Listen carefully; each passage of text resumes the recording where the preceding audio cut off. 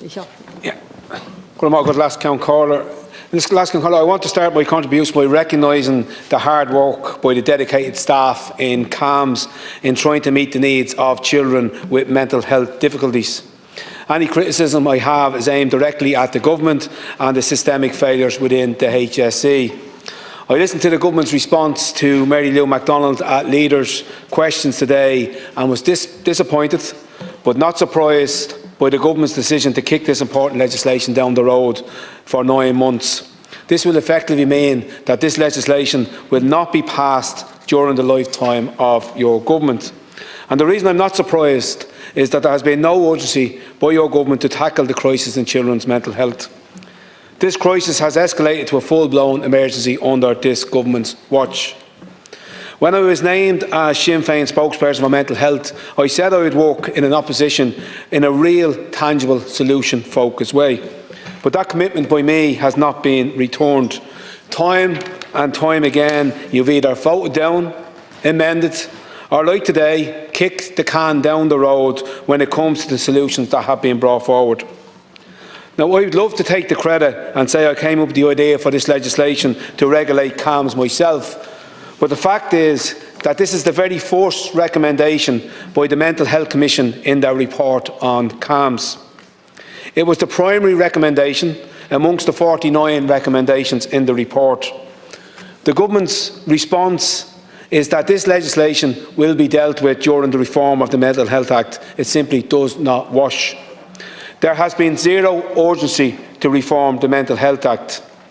We first got the heads of this bill over 3 years ago. I took part in the pre-legislative scrutiny at the Subcommittee on Mental Health that produced a report 2 years ago, and despite calls from myself and stakeholders to prioritise the publication of this bill, Government have failed to do so. Now, Minister, you don't have to believe me that there is a crisis in mental health, but believe the Maskey and the Mental Health Commission's reports. Believe the Children's Ombudsman, who said that CAMHS is unsafe. Believe the Children's Rights Alliance, that gave children's mental health another fail in the annual scorecard. Believe the hundreds of emails that I've received, and no doubt that you've received, by concerned citizens in support of regulating CAMHS. But, Minister, if you don't believe all of that, Minister, the least you can do is believe parents. As I said, I'm disappointed that the Government's decision to kick this legislation down the road, but my disappointment pales into insignificance when it comes to the disappointment that parents are feeling right now. I want to take this opportunity to welcome the Families for Reform for CAMHS into the public gallery this evening. I, Mary Lou MacDonald, and our spokesperson for health, David Cullinan, met with the Family for Reform of CAMHS just last night. We heard personal heartbreaking stories from parents about how their children have been failed by CAMHS. One distraught mother told me about her 10-year-old daughter, Maggie. She has already endured cancer. She now suffers from depression, anxiety and from self-harm behaviour. Maggie was on the urgent list for a year before she was seen by CAMHS. The urgent list for a year. She received assessment for an intellectual disability, but she wasn't accepted into the services because there was no CAMHS ID in her area. Maggie is in a mental health crisis. She is receiving no care outside of her family supports. She is in distress and will not leave her house apart from going to school. Minister, Maggie's experience is not unique. It is now becoming the norm under this Government. The Mental Health Commission's report into CAMHS highlighted several issues with CAMHS, including children lost to follow-up, lack of monitoring of psychiatric medications, unacceptable waiting times for high-risk referrals, and many more operational issues. We've seen waiting lists double under this Government, with the first-time appointments for CAMHS increasing past 4,400 in 2023. And this cannot be allowed to continue. We've seen the unacceptable postcode lottery of care to continue to exist, with certain counties receiving a lower quality of care. Children with dual diagnosis of mental ill health and an intellectual disability have fallen through the cracks, as are neurodiverse children. Parents, children and stakeholders have been highlighting the crisis in children's mental health, which has gotten worse under this Government. Sinn Féin have engaged with these families, we have engaged with these stakeholders, we have listened to their experiences, and we are taking them seriously. This legislation, Minister, is not the panacea for everything, but it's the first step in tackling the crisis in children's mental health and will lay the foundation to reduce waiting lists. Minister, you have dragged your feet on this matter, and now it's time to support this legislation. This legislation should not be kicked down the road. Our children cannot wait any longer. Ministers, last week we had a debate in this chamber on children with scoliosis and spina bifida and the need for improved services for those children. During the course of that debate and in the lead up to that debate, I met many of their parents and those children themselves, and I heard many heartbreaking stories.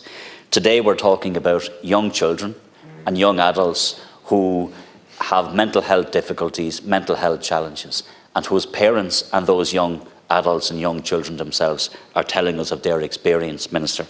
And it's again one of a lack of services, a lack of opportunities, long wait times, an over-dependency on medication, not being taken seriously, parents not being taken seriously, children not being taken seriously, children with autism, again not getting the services that they need, and their mental health difficulties not being taken serious by healthcare professionals. We've had many crises in CAMHS, as you know. We have many capacity problems. That's not, by the way, on the staff who, in my view, right across the state are doing an excellent service. We simply don't have the capacity, and we don't have the referral pathways, we don't have the options for young people when they need them. I know far too many parents who ring me at all hours of the night. I could give you examples from our own constituency, I'm sure you've got similar calls, of their young children who ended up in emergency departments because there was nowhere else for them to go. Or they present to CAMHS and they're told to go home. And this is happening time and again. So there is a need for reform, and the Mental Health Commission made 49 recommendations. And as my colleague said, the very first recommendation, Minister, is that we would regulate CAMHS. I can't see how any government can be opposed to regulating CAMHS. I can't see how you can kick the can down the road. You're shaking your head and saying you're not, but you haven't done it. You've been in government for nearly 4 years. You're coming to the tail end of your government. You promised lots of things, but this is one of the things that was promised in terms of reform of mental health services, and it hasn't happened. We have a Mental Health Commission report which sets out a very clear recommendation, crystal clear, and we're proposing the legislation to make that happen. And what I'll say to you, Minister, is for all of those young people that I've met, I met many of them and their parents over the course of the last number of days leading up to this motion. As Mark said, we met with Families for Reform, who are ordinary parents who have come together to advocate for not just their children, but for all children, for all young adults. And what they're asking for is what we need to be delivering. So, like scoliosis and spina bifida last week, I can't understand where we're not listening to the very people who need reform and who need services. When you have parents of children telling you that their children deserve better, that their children are not getting access to the services that they need, we're clearly failing them. And I have to say, our track record so far, over the course of the last number of years, and I have to say under this government, when it comes to children's healthcare, is not good. We're seeing it right across children's health services. We have published reforms, not just in relation to this piece of legislation, but we have published very comprehensive reforms on how we want youth mental health to work better. And there's lots of solutions in all of that, lots of areas that need improvement. And we're not saying that this piece of legislation is in any way a panacea for all of the challenges in CAMHS or mental health for adults as well, right across the services. But it's a small step, and it's an important step.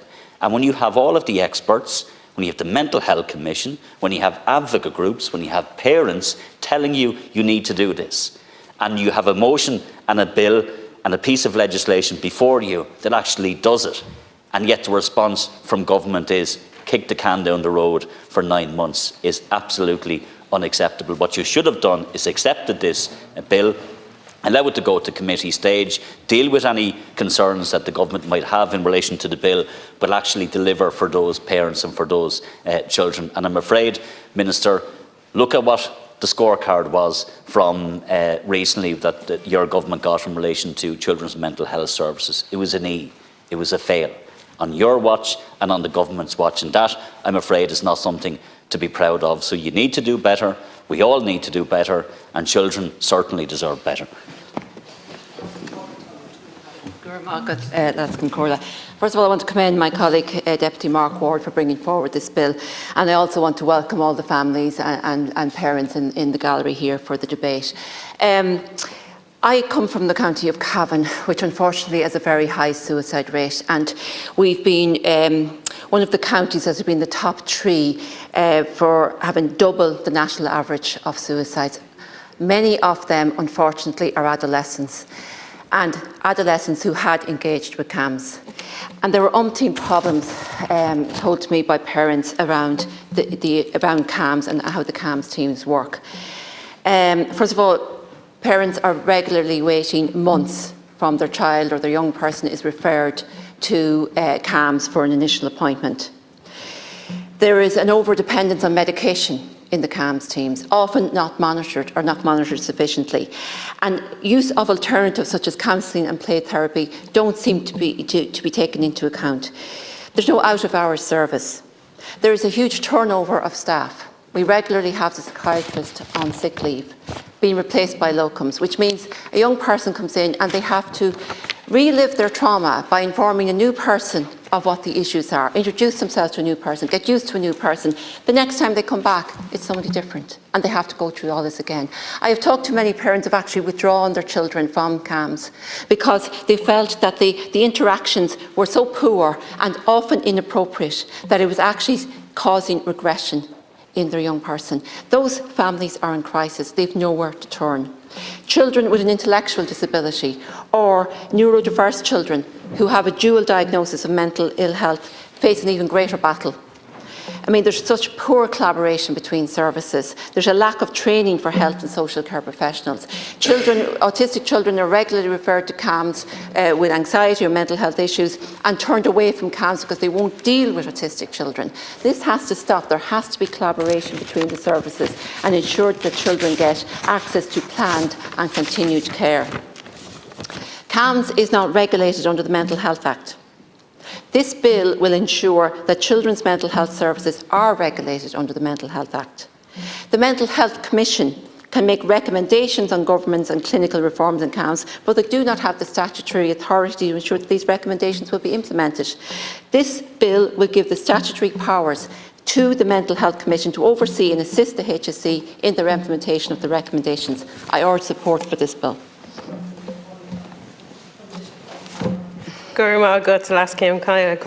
Minister, there is a crisis in youth mental health and it's turned into an emergency under your government. There is no way that you can deny that.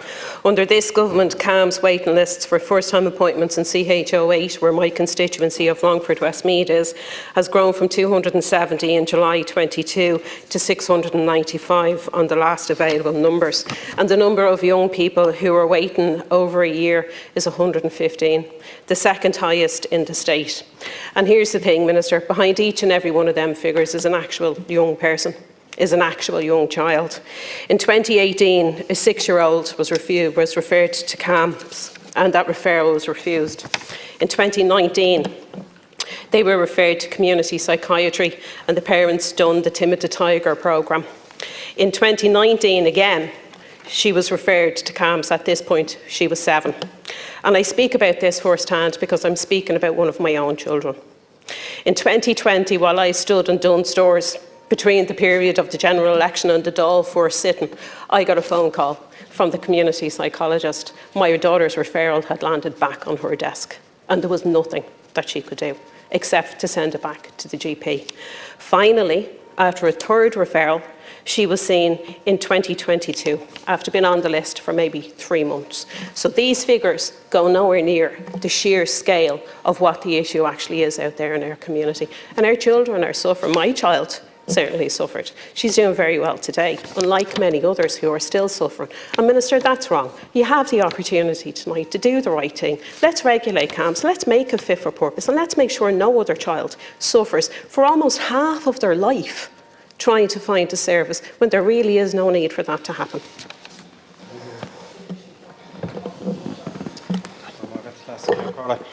Yes, our children and young people in this state deserve better mental health services and should not have to wait significant times to access them. Children, in particular with dual diagnosis of mental health and intellectual disability, are falling through the cracks, as are neurodiverse children, something I experienced as a child and family support worker in Tuesday. Minister, I commend all those who are working in the area of youth and children's mental health, doing a very important and demanding job. And I was sent these statistics by Jennifer from the Families for Reform of CAMS, who's been explained earlier on, and I'll just run them off because they're absolutely shocking. This state has the highest level of difficulty accessing mental health services among citizens of 27 EU states. 44% of Irish people had difficulty in receiving treatment for a mental health issue compared to the EU average of 25%. 2021, Ireland ranked in the bottom one-third of 41 countries in the EU OECD for child mental health. 2020, the number of children aged 10 to 14 years who are self-harming increased, indicating the age of onset of self-harm is decreasing. 2020, 1 in every 128 girls and 1 in every 233 boys between the age of 15 and 19 presented to hospital due to self-harm. 2017, Ireland ranked the highest for girls dying by suicide in Europe. These statistics are absolutely shocking. This bill states that the Mental Health Commission should be given the statutory powers to oversee and assist the HSE in the implementation of the recommendations of governance and clinical reform. It will also allow for the Mental Health Commission to monitor the implementation of any such recommendations and to allow them to publish a yearly report on the progress. And it would allow the Mental Health Commission to publish an annual report to update on the status and the recommendations. Minister, I'm very disappointed to hear today when Deputy Mary McDonald asked for support for this, and that the government will not be supporting the motion and coming forward with their own amendment. And I think the people here tonight, and I think people in our constituencies will not forget it. Children deserve better mental health services.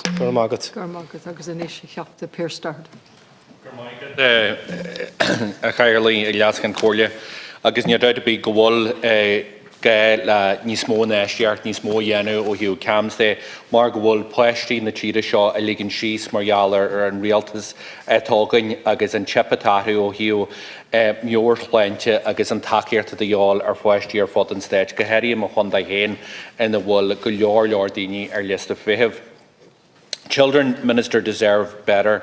They deserve better mental health services than they're getting under this government, but the sad reality for so many children right across our state, the sad reality for so many patients are that they're waiting far too long to access mental health services in the country. Early intervention, as we all know, is key. It's with the deterioration of child's mental state often occurring when they're waiting to access services. Across the state, the CAMS waiting list for first appointments have almost doubled in the space of a year to nearly 4,000 children and young people waiting to be seen as of August of last year. In my own area in CHO1, which includes Donegal, 294 children and young people are languishing on waiting list, and over half of them are waiting over 3 months. It's a postcode lottery for these children. Children and parents who are desperate, who are anxious, who are desperately waiting for the support that they need. Many who have dual diagnosis of mental ill health and intellectual disability continue to fall through the cracks.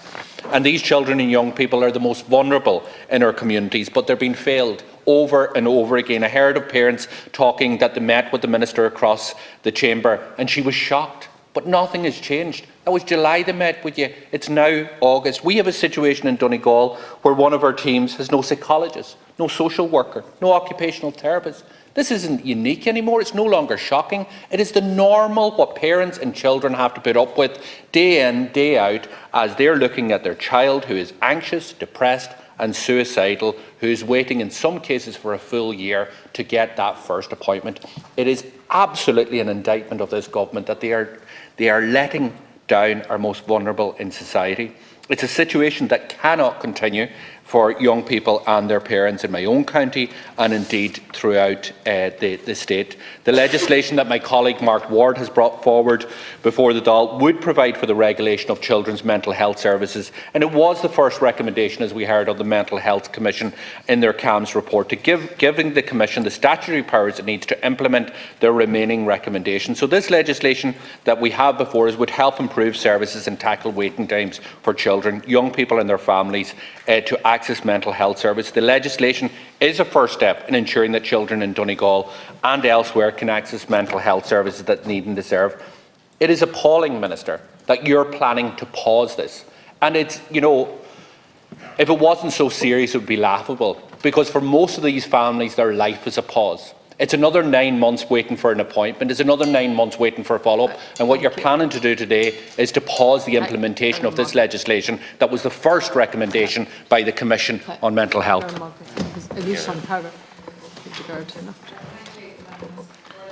Begin by thanking Deputies Ward and Cullinan for initiating this bill before us at second stage tonight in the Dáil, and for the opportunity, along with my colleague, the Minister for Mental Health and Older People, to discuss child and adolescent mental health services and the regulation of all community mental health services.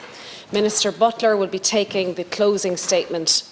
This bill seeks to amend Section 33 of the Mental Health Act 2001 by inserting 2 additional functions for the Mental Health Commission. The first addition is to permit the Commission to develop standards and rules for the provision of community CAMS services following consultation with stakeholders. The second addition is to monitor the implementation of these standards and to publish an annual report on progress. This evening, I would like to submit a timed amendment of 9 months to this bill so that it might be read a second time later in the year. So if the Minister could just formally move that amendment. I move. Yeah, thank you. Our reasons for seeking this timed amendment are twofold.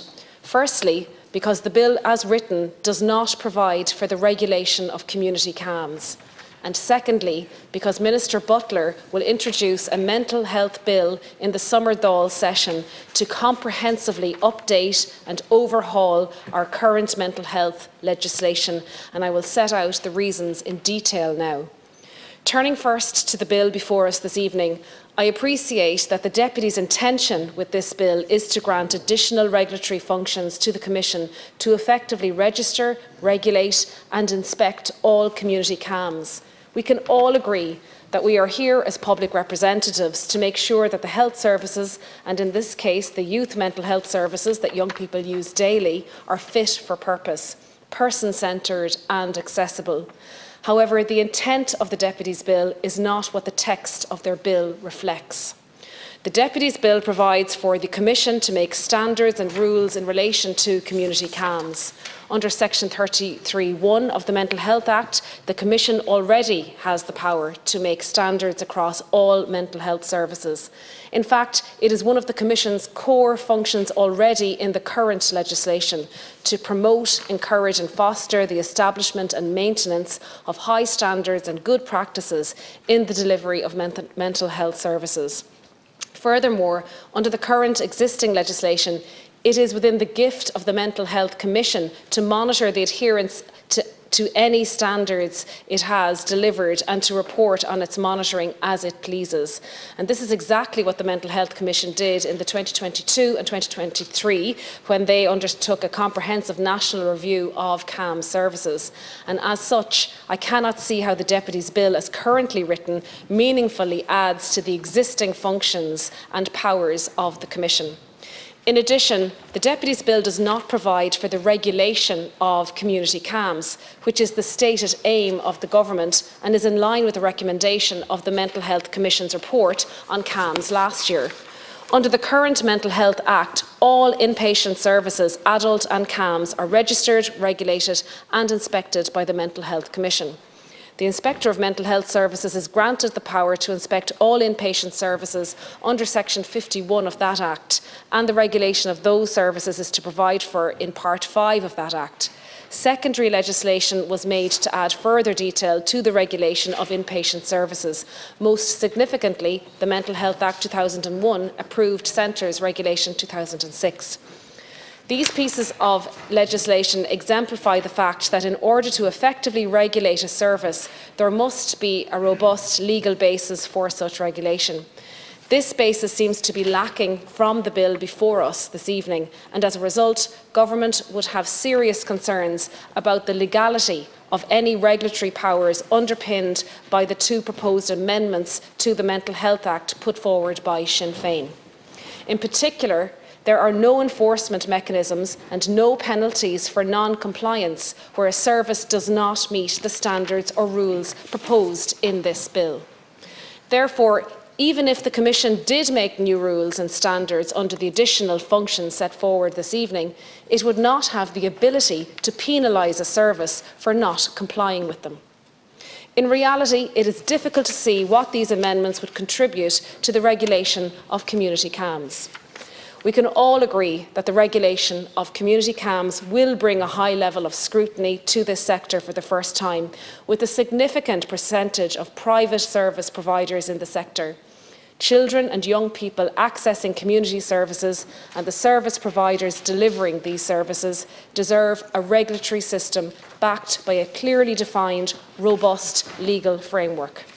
At this point, I'd like to emphasise how much we, as a government and the Department of Health, support the regulation of community CAMs. My colleagues in government and I all recognise the importance of ensuring all mental health services, both inpatient and community, and both adult and child and adolescent are fully registered, regulated and inspected by the Mental Health Commission in its role as the independent regulator of mental health services.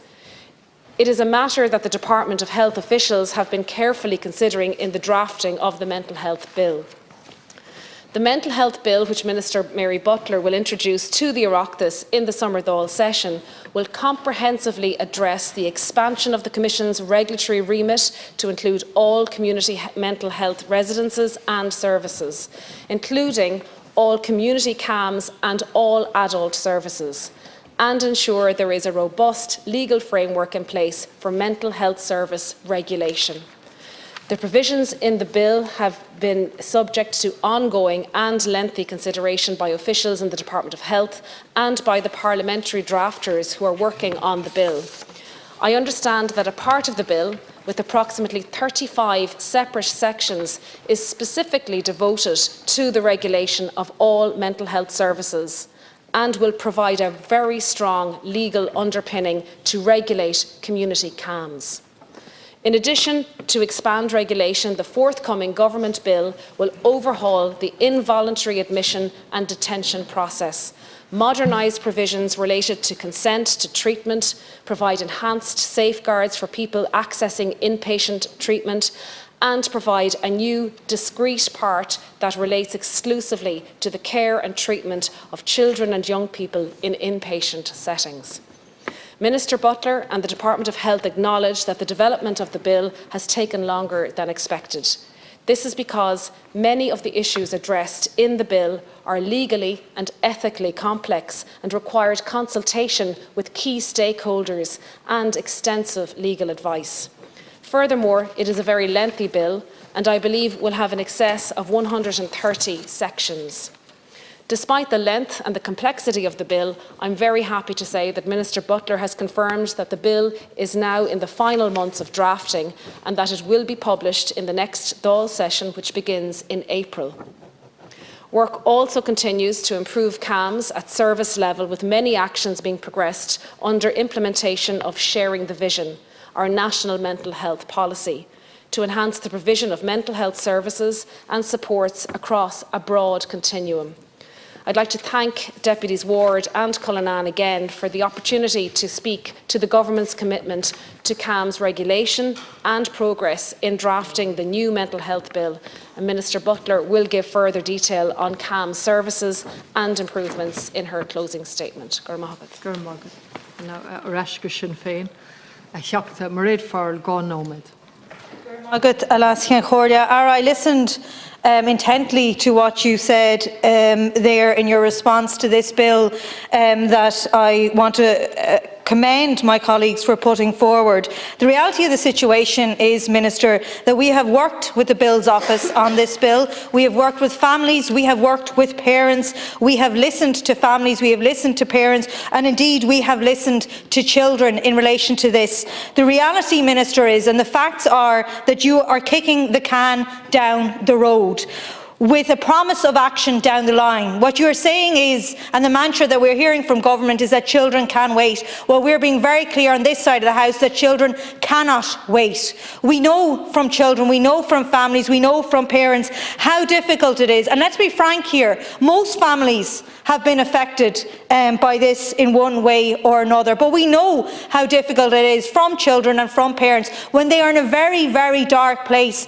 and when they cannot get the help that they need, when they have nowhere to turn to and when they have no one to speak to, how difficult that is. We have come here today with a bill to actually try and work on a solution here, and all I'm hearing from government is that we have to wait, that children have to continue to wait. The reality is as well, Ministers, is that it isn't just a situation whereby it ends at 18 that there is this wait. When I see in the students and third level sector that I deal with in my portfolio, students, doctors, lecturers, people working in the third level institutions continuously come to me and say that they are not getting the assistance that they need in terms of mental health supports. Doctors are coming to me and saying that they are inundated. GPs, local GPs are coming to me saying they're inundated with trying to help students in the third level sector because there simply isn't the supports available in the third level sector. So, Ministers, I would like you to rethink your decision here tonight.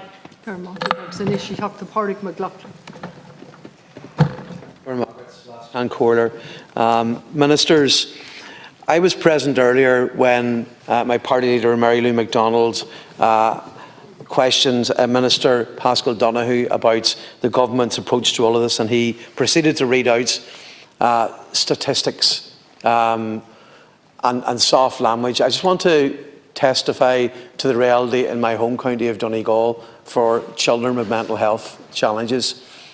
We have a defective block crisis. It's described as an earthquake happening in slow motion. Huge amounts of homes, 1,000 private and public houses multiplied by 7 or 8 or 9. So 8 or 9,000 in reality. And you know what the population of Donegal is. You can figure the percentage of the population impacted by this. It's absolutely devastating. Can you imagine the impact on families? The realisation that all of your hard work, all of your savings, everything's falling apart. So we had a huge mental health crisis. There are people who took their own lives. Some of it has been documented, some of it hasn't been because of this crisis. What supports have been put in place for children? There's been supports requested by Donegal Educational Training Board. There's been supports requested by campaign groups again and again. Nothing substantial, nothing additional for those families. That's the reality on the ground, Ministers.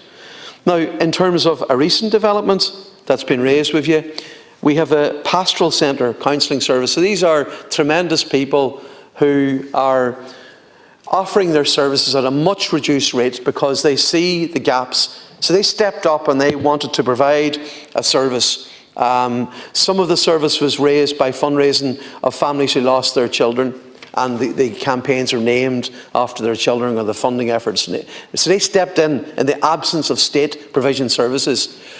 They were getting some supports from TUSLA, from the HSE, but they were getting no supports in terms of clinical oversight. For example, they'd asked for a director of counselling, and we know in parts of Ireland the failures in clinical oversight within the CAM system. But here were professionals offering that, no admin support. I've got 30 seconds left. There's 2.5 per speaker. No. Oh, apologies, my apologies. I thought it was 2.5, apologies. Last count, Carla, no problem. This type of an amendment, the work should have been done on this a long time ago. But while the regulatory powers are important, the material resources are also key. The system that developed in Kerry, not just South Kerry CAMS, was a product of pressure carelessness and a lack of oversight, where medication was the only solution provided, and the psychological, the therapies, the behaviour developmental and other issues were not focused upon.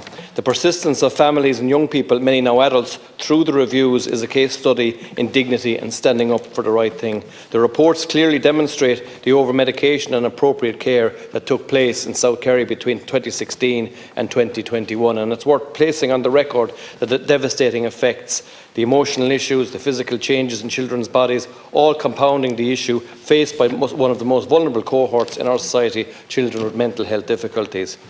For those within the South Kerry area, the redress scheme has been introduced, but I'm reiterating my call for the redress scheme to be extended to those who have received an apology from the HSE already. It's totally unfair that they have been excluded from it. Their needs are no less demanding than the other people who are in the scheme. And it's especially needed for those individuals so they can take a case about what happened to them so that they can get justice. They are not wealthy people. Natural justice demands that they are compensated as quickly as possible. Minister, the government's response here is a nonsense. A programme for government commitment unacted upon, and we are expected to simply just wait because you're promising an all singing, all dancing bill, and we promise you it'll be better than what you have, but nobody's seen it. I don't think that's good enough, and I don't think there's any reason to not support this legislation. Work with it through committee stage, absolutely, and there are elements, I'm sure, that can be worked upon, but there is no reason to delay the passage of this given how long it has been promised. The system is in absolute crisis, and it is getting worse. In my own CHO community health organisation, like I was just looking at the numbers again there, and like we talk about statistics, these are so much more, but like they do tell a story too. They do tell a story too. There's 574 people more waiting now than there was in July 2020. There are 348 waiting longer than a year. 348 children waiting longer than a year in Cork and Kerry for a CAMHS appointment. That's more than there are in some other CHOs on their own. It is an absolute scandal. And, you know, I'm not sure necessarily everyone understands. I know the people in the gallery here will understand how difficult it even is to get into CAMHS, because there is such an impulse to try and push people back onto primary care. Like, there are people that I have encountered, and they have been primary-age children, self-harming, and they have been told that they weren't severe enough for CAMHS. So that is how severe you have to be to even get into CAMHS, right? And that is one of the problems as well, and one of the issues that the Mental Health Commission should be addressing is the criteria, and CAMHS not accepting things that they would have accepted in the past, but to even get into it at the minute is so difficult, and that is some of those cases that are waiting longer than 12 months, and that issue needs to be addressed as well. I think also the people who can't even get into CAMHS, who are too severe for primary care but not considered severe enough for CAMHS, that's a huge issue that needs to be addressed. And I'll just follow on from that, because that is a very serious issue, and one of the impacts of what happened in Kerry of that scandal is that CAMHS started to push children out of them, push young people out of the system and back to their GPs. That is an absolute fact of what's happened in the West. You should know that, Minister, and if you don't, you need to investigate it properly. We've seen a six-fold increase in children on mental health waiting lists in the West. 6 times as many children waiting as when this government came into power. This is a practical piece of legislation, but there are immediate things that need to be done as well. Now, I would ask the government to put their egos to one side and put the young people first who are really suffering from this.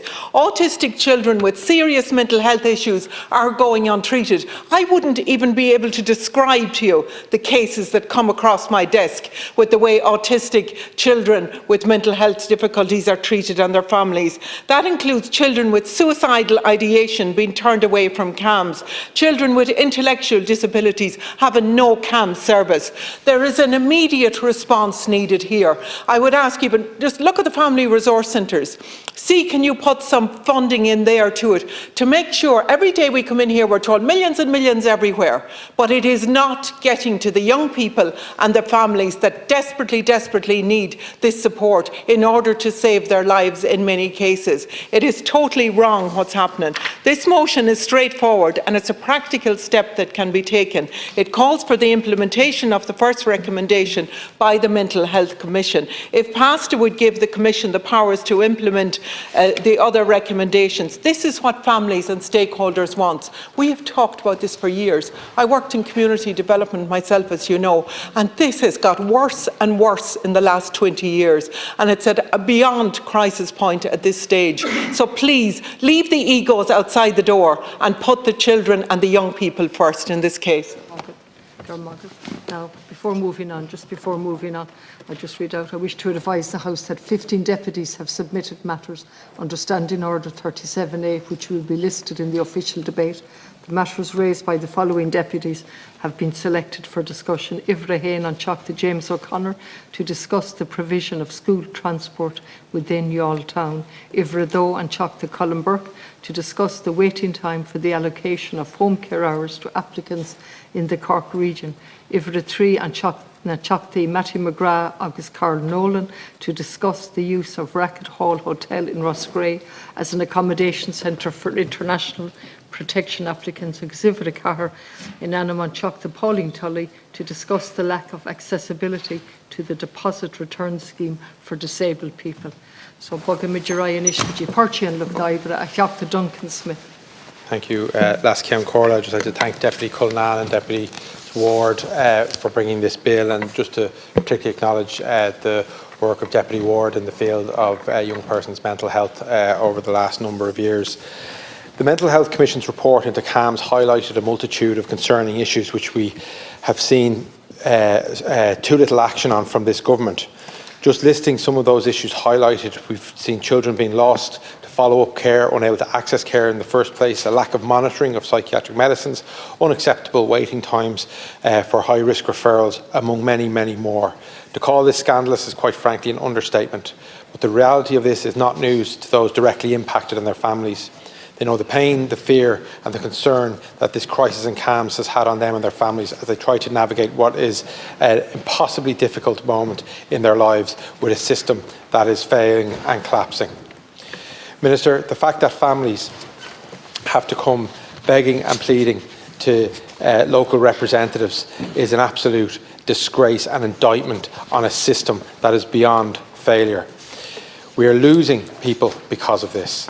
The Minister knows this and every member of this House knows. The statistics speak for themselves. Waiting lists for first-time appointments for CAMHS have skyrocketed by 83% overall, with certain CHOs experiencing an alarming threefold increase since this government assumed office. Even more distressing is the nearly 300% surge in the number of children waiting over a year for a first-time appointment, a statistic that is not only unacceptable but is also deeply concerning given how important it is for early intervention in the field of mental health. We cannot afford to ignore the consequences of this inaction, which is why this bill is so timely and so prescient. Mental health issues among young people are complex and multifaceted, and just about every study conducted says they are growing and they're exceeding projections. The figures that we do have prove this. They require prompt intervention, comprehensive support, not increased waiting lists and increased isolation. Every day that passes without proper assistance exacerbates the suffering for our children. This is not just an issue that the government can kick down the road. Our children cannot wait any longer.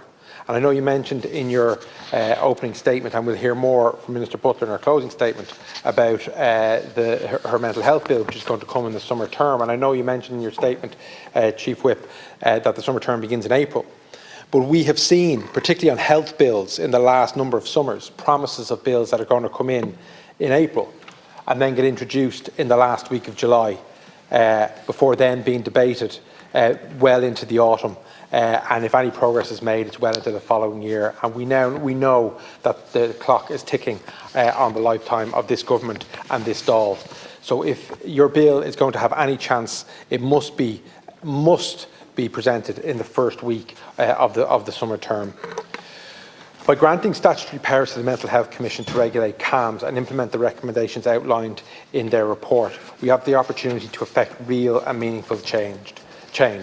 If passed, this bill will give the Commission the statutory powers to oversee and implement the remainder of the 49 recommendations. The bill would not only ensure accountability and oversight, but also facilitate the implementation of essential governance and clinical reforms which are long overdue. An issue that the regulation could address within these services is the treatment of people with autism, which was highlighted by the previous speaker also. Simply put, the system is failing them also.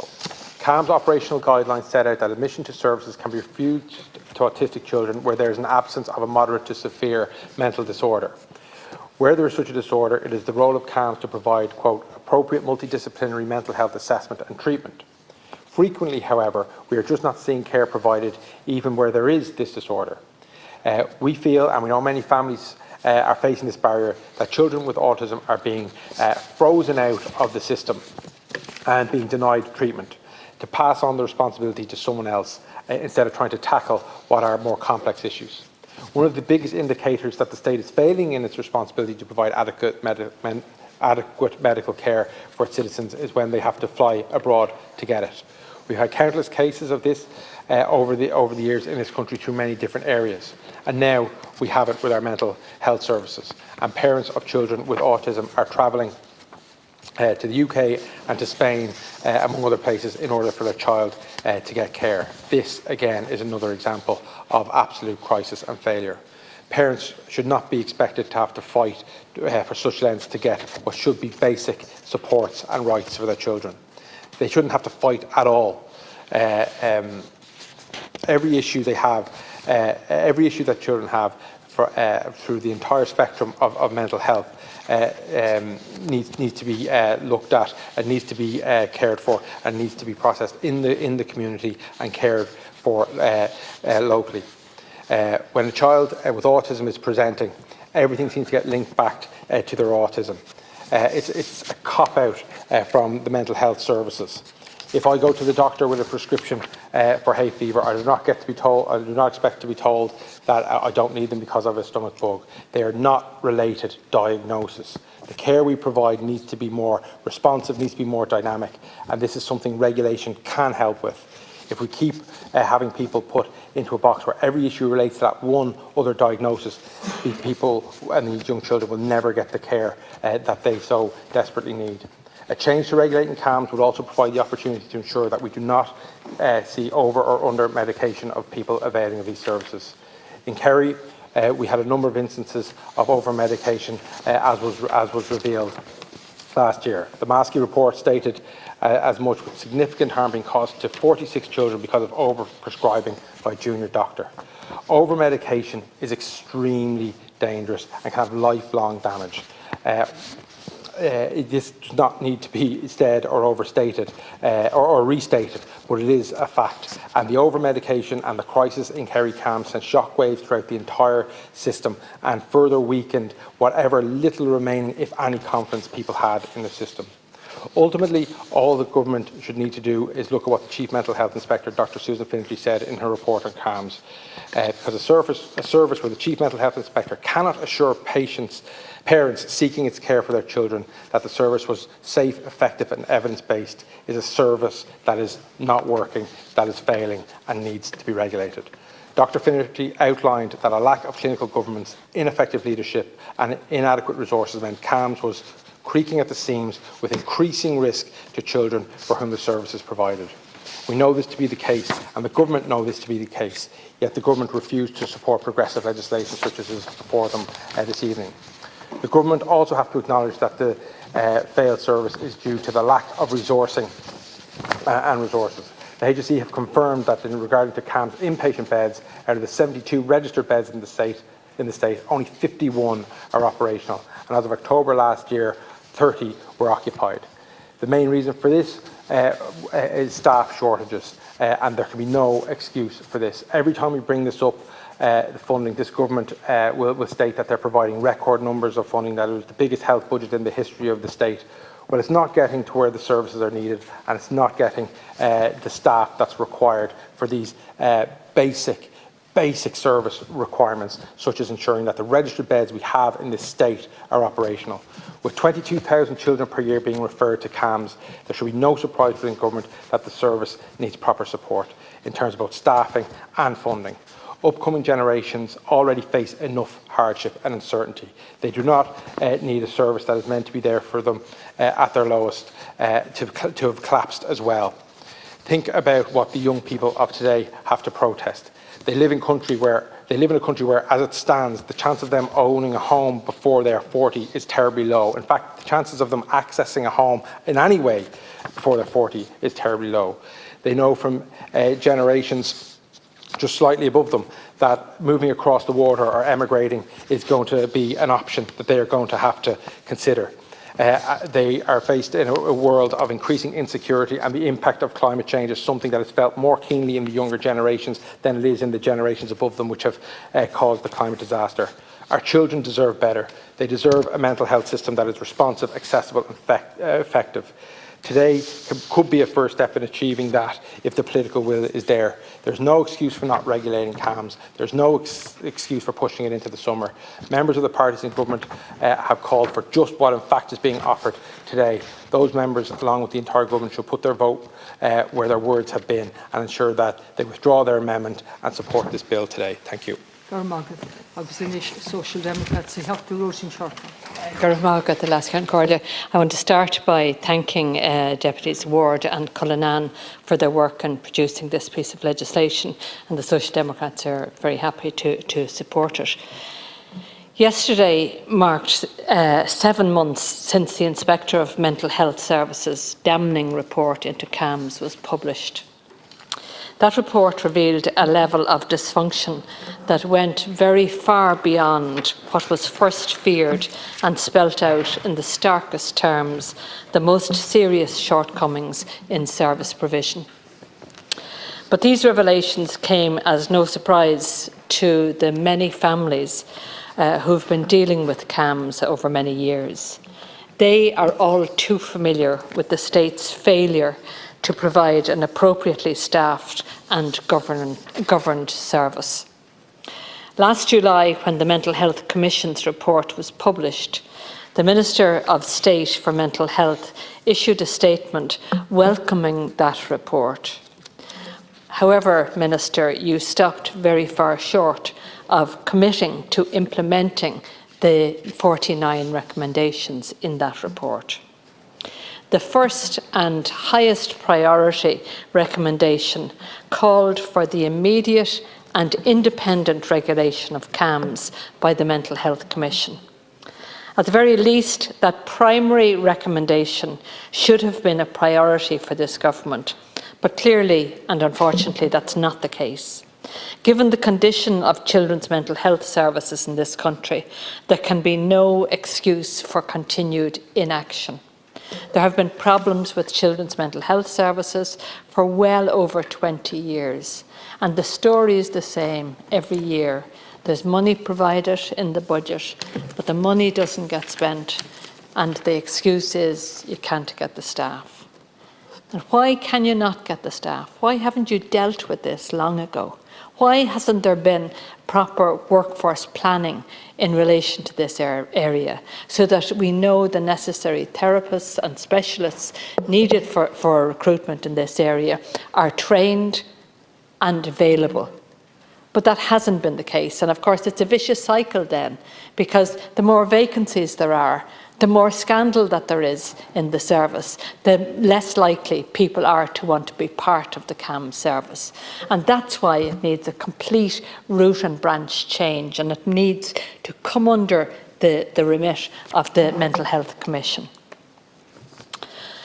And we have to bear in mind, you know, when that recommendation was made last summer, this wasn't the first time it was made, because when Dr. Susan Finnerty took on the job of looking at CAMHS and producing this report, she was so concerned about the major shortcomings in that service that she issued an interim report. And that interim report was reflecting her serious concerns and the urgency with which she believed this issue needed to be dealt with. And she published in January 2023 that interim report recommending the immediate regulation of CAMs. And this is the only way we're going to get any kind of transparency and any kind of action in terms of bringing the CAM service up to an acceptable level. Because we've had enough obfuscation in relation to this. We've had enough cover-up, enough lack of frank reporting from the HSE about the serious problems that exist there. And we can't continue with the situation where there is essentially self-regulation of CAMs by the HSE. It's absolutely critical that that primary recommendation for the independent regulation of CAMs by the Mental Health Commission is implemented as a matter of urgency. At this point, it's very difficult to come to any other conclusion than that the HSE and the Department of Health cannot be relied upon to be upfront and transparent in relation to the nature of the problems within CAMs. And I'm very slow to make that allegation, I have to say, but I cannot come to any other conclusion other than there are cover-ups going on, and there have been for some time, and an incredible lack of transparency in relation to the reality of the problems within CAMs. We must not forget, of course, that the sorry state of this service only came to light because of a whistleblower, Dr. Ankur Sharma, who was brave enough to speak out about the problems in Kerry. However, and this is, a huge mark against the culture within the HSE, rather than encouraging an open culture, we again see that those who speak out, we see them being ostracised. That's why, along with the immediate regulation of CAMs, cultural change is essential. We're led to believe that the regulatory functions of the Mental Health Commission will be dealt with in the long-awaited Mental Health Bill. Now, there is a view that giving responsibility to the Mental Health Commission to regulate CAMs is actually possible under existing legislation. There's a strong view that that's the case. You seem to be nodding your head there, Minister. I don't know if you agree with that. But within the existing Health Act, the Mental Health Act, that could be done if there was a political will to do it. But regulation of CAMs, of course, if you either take that route or you take the route of dealing with it under this piece of legislation. It's a very short, concise piece of legislation to actually make an amendment to the existing Mental Health Act. I wonder, have you actually got legal advice on the ability to do that without legislation, without primary legislation? But at the very least, you can do it by a very small amendment to the Mental Health Act. The other point I would make is that the repercussions of not acting quickly are far too serious. We've seen major problems. We've seen children utterly failed by the existing service. And Minister, there is a responsibility on you to take on board the very clear and very concise recommendation from the Mental Health Commission, and that is to have independent outside regulation of it so that we can drive standards. Wide-ranging reform of the Mental Health Act is clearly required, there's no doubt about that, but this government still hasn't even published that bill. It's still only on the priority drafting list for the spring legislative programme, as was also the case this time last year. So, you can't blame people for being very sceptical of what you're proposing to do. We're led to believe that this bill will be published in the summer legislative session, but one would be forgiven for not believing that promise yet again.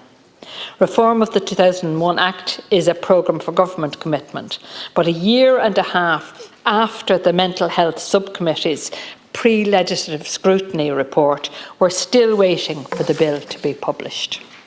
That doesn't fill anyone with confidence, not least when there is at most a year left in the term of this government. In my view, this failure to progress the new mental health bill in a timely manner is just further proof that reform of mental health services is simply not a priority for this government. Reform of this Act has been on the table for over a decade. How many more governments is it going to take? We know that the 2001 Act is not compliant with the European Convention on Human Rights, or indeed the UN Convention on the Rights of Persons with Disabilities. And in February 2023, the UN Convention on the Rights of Children highlighted serious concerns with practices in our children's mental health services. It's deeply disappointing that the practice of refusing children who have autism access to CAM services has been allowed to continue.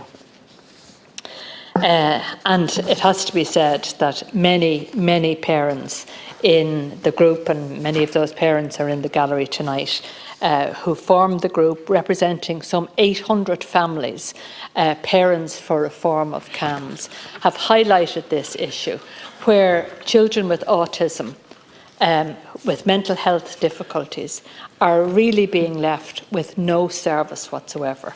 Again, Minister, you know, you don't need legislation to deal with this. Thank you, Deputy. By the stroke of a pen, you could deal with this tomorrow, and that's the minimum that we expect you to do. With that, I just want to say I would urge the government to stop this nonsense about waiting 9 months. Deputy. Deal with it now. It's an urgent matter. Deputy Gino Kenny, sharing with Deputy Barry. Thanks, Carla, and I'd like to congratulate Deputy Ward and Deputy Cullinan in relation to this bill, and it's a very good, timely bill and a very topical bill in relation to what we're speaking about. And Minister, a number of months ago at the Health Committee, a number of organisations came before the committee, and one of them organisations was the Mental Health Commission, and very recently the Families for Reforms of CAMS. The picture they painted was very stark, to say the least. It was really very concerning. It was a service that was dysfunctional, that didn't give timely intervention in relation to their children. And there's something kind of very, I think, kind of very dispiriting when you see a family coming before us as TDs, or coming before a committee to say, look, their children were not getting the intervention that they needed. And that was really kind of stuck in my mind in relation to, you know, because when children get the timely intervention that they need, there's better outcomes for everybody, you know, and I think we'll all agree with that. And the Mental Health Commission report was extremely stark, because one of the statements that the Mental Health Commission said, and I actually had to ask the Commission themselves at the committee, they actually stated that CAMS wasn't safe for children. And I had to ask them to repeat that. And they said it was not safe in certain areas in relation to CAMS services. And obviously the 49 recommendations state there are serious deficits in CAMS services, lack of clinical oversight. So alarm bells are ringing here completely, like, come on. Then it goes, there's an arbitrary nature of access due to location, and they call for reform and a restructuring of CAMS.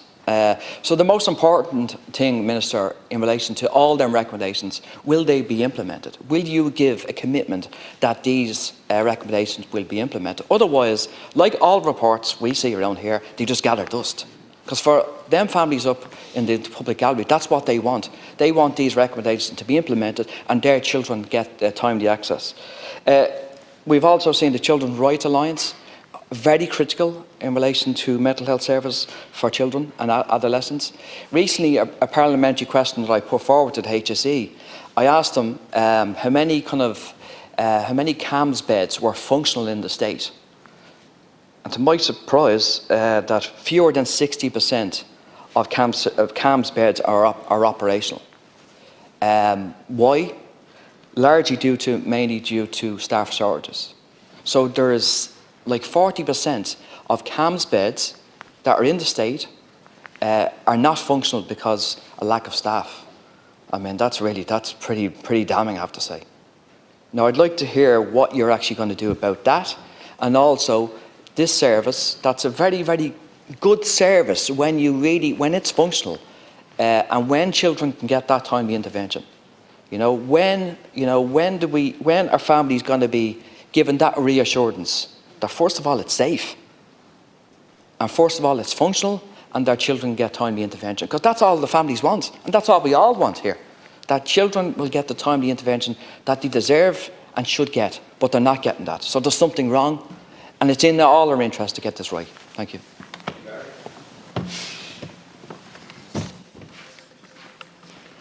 Minister, the Children's Rights Alliance recently gave your government an E for your performance on youth mental health. I wonder what they would have given the government for youth mental health services in the Cork-Kerry region. At the end of September, there were 728 young people on the waiting lists in our region. This is 16% of the total on the waiting list nationally, with just 11% of the population. Because of a recruitment and retention crisis, there are only 1 in 3 of the recommended nursing posts filled. The wait time for appointments after being referred for depression is 4 months, more than double the time for any other region. The average wait time for all appointments is 131 days, the highest in the country, and the numbers who present to an emergency department while still on a waiting list is 13%, more than double the national average. I support this bill. The Mental Health Commission should have the power to regulate the CAMHS service under the Mental Health Act. It should have statutory powers to oversee the implementation of its recommendations. This, of course, is only one change that needs to happen. The major change, by far and away not the only one, but the major change, is there must be increased investment to hire more staff and cut waiting times. This is a scandal that has gone on for too long.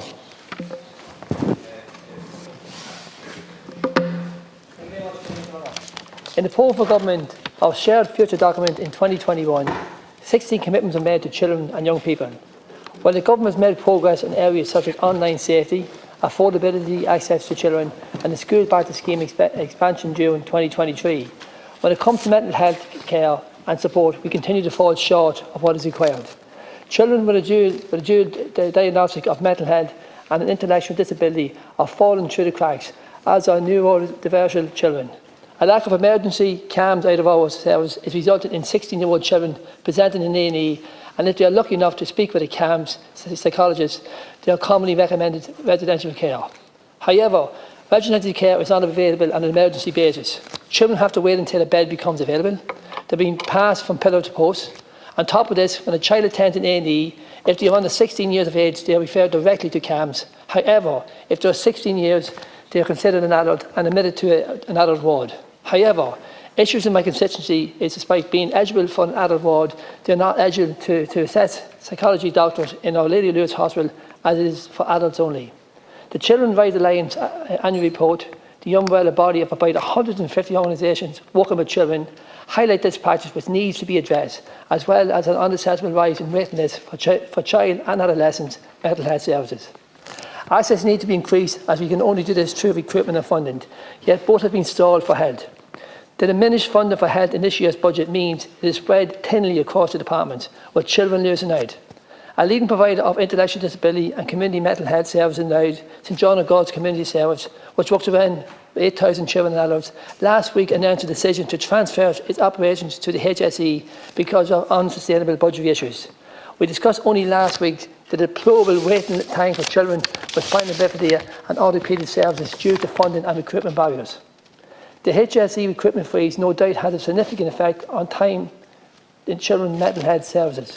For example, over the Christmas period, which was undeniably a hard period for many, GPs in Louth received a letter informing them that there would be no consultant psychiatrist over the CAN services for the next 4 weeks, and so no action was taken on referrals received within this period. is one of 3 teams that provide the main HSE child and adolescent psychiatry service for all County Louth. Doctors were further advised to send any emergency psychiatrist presentation patients experiencing mental health crisis to emergency departments. Figures show there has been a significant increase in the number of young people waiting to be seen at CAMS for the first-time appointments in the HSE CHO 8 area covering County Louth, with the number almost tripling over the last 3 years. Figures increased past 4,400 in 2023. This cannot be allowed to continue. Referral rates for CAMS are high, with some children and young people being referred 2 or 3 times for the same difficulties. It is also highlighted in the report that there are varying waiting times to follow-up appointments, monitoring of prescriptions, with some kids taking medication without appropriate blood tests, and physical monitoring, which is essential when on medication. These figures, which are not unique to my constituency, show a complete failure by the government to prioritise young people's mental health care. CRA reports found that there were 72 beds in 4 public child inpatient units, but just 51 of these beds were operational or available for admission, and only 30 of those 51 operational beds were occupied. Fewer than 60% of the beds available for children with serious psychiatric illness are being used as a result of chronic staff shortages. This is of a serious concern. It is essential that the government do everything feasible to attract medical personnel to our mental health services. They need to address the barrier to qualified people taking up employment in the system. Children's mental health service must be funded and regulated. The development of a standard and rules for the provision of CAMS community service across the state, as proposed in Amendment Section 33 of the Health Amendment Bill, is the first step in tackling the crisis in children's mental health and will lay the foundation to reduce waiting lists. The government are now faced with the question of what they want to see happen for children and young people in the final year of this programme. It is deeply troubling that children with mental health issues are being failed by the government. Every day children are suffering due to inadequate access to the care they need. This is inconsistent continuity of care, and many young people fall out of service or never access them at all. These failures mean that early intervention is passing young people by.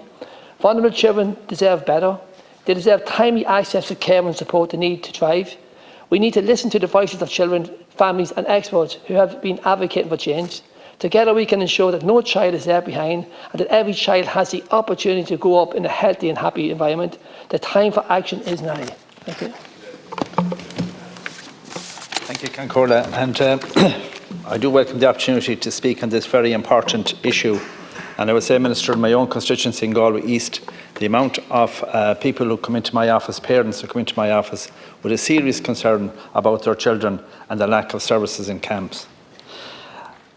I'm a bit baffled as to why, when a bill is brought forward, we can all say here that the bill is not perfect. We can all say that there are things in it, we can pick holes in it, and we can do all of that, but I think that's what the committee stage is for. And I think it's a bit rich that this bill will be deferred for 9 months in probably what will be our last year in this stall session. So I think it's a bit cynical to do that at this stage. I think time is of the essence. If there's things wrong with this bill, let's put them right. But let's put the services right and let's have them regulated for our children. It is, you know, everybody that has spoken here tonight, and I've been listening to some of the speakers, and they've all referenced issues that are going on in their constituency. And I suppose the most important fact is that this issue relates to our youth, relates to young people. And as long as we are able, we should be trying to give the best chance we can to every young person. In bygone days, we didn't do that. All of this stuff was brushed under the table. It wasn't even spoken about. But we put services in place, but we haven't supported the services. And the HSE haven't any badge of honour as a result of what's going on at the moment. So I think there's clearly something needs to be done urgently. And I would really and truly ask the government to reconsider deferring this bill for 9 months. If there are changes to be made to it, or if there's amendments that you as a government want to put to it, or if you want to take it on. You get the support of the House here, but I'm baffled to think that you would postpone it for 9 months. I just I don't know what parents think when they listen to this kind of talk. This has gone on for far too long. And when I meet a parent with a child and they're beside themselves trying to get help, and they go into CAMHS and they're told the child is not bad enough, gone home again. There are beds which are supposed to be available, but there's no a bed available when it comes to it. There's all kind of pushing of paper and pushing and excuses and whatever else there is. At the end of the day, if we do not do something for mental health in our children, we're going no place. Certainly, I am very, very annoyed that this bill will be deferred. I thought it was an opportunity for us here in this House to actually make maybe some change for good. And based on the Mental Health Commission recommendations and based on the Children's Rights Alliance, what they have been saying, they're all crying out for this. They're all crying out for regulation. And the only people who seem to be pushing back on it is the government. And I think the shame is on the government for taking that attitude with such a sensitive subject in our country. I would ask you again, plead with you, to reconsider what you're doing with this bill. Thank you.